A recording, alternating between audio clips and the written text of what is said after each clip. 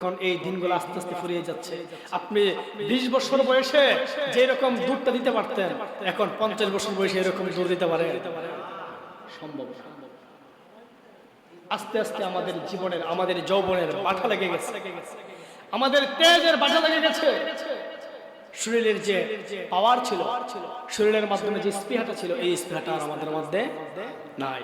বিশেষ করে অনেক মুরিদদের দেখি যে এমন এক অবস্থা হয়ে গেল, ঘর থেকে বাইর হওয়ার জন্য, প্রস্রাবের জন্য বাইর হলে তাও আরেকজনের সহযোগিতা নিয়ে বাইর হতে হয়। কিন্তু এমন একটা সময় ছিল, ওই মুরব্বী যখন তার বয়স 20 বছরের যুবক ছিল, তখন 2 মুন্না বস্তা মাথার মধ্যে লইয়া মাইলের মাইল সময় হাঁটতে পারতো কিনা? এই জন্যই তো কবি বলতেছে, গনার দিন যখন ফুরিয়ে যাবে তখন আপনার ওই যৌবনটা থাকবে না। আপনার যখন যৌবন ফুরিয়ে যাবে, বুঝতে হবে আপনার জন্য কবর অপেক্ষা করতেছে। সেই কবরে যাওয়ার জন্য প্রস্তুত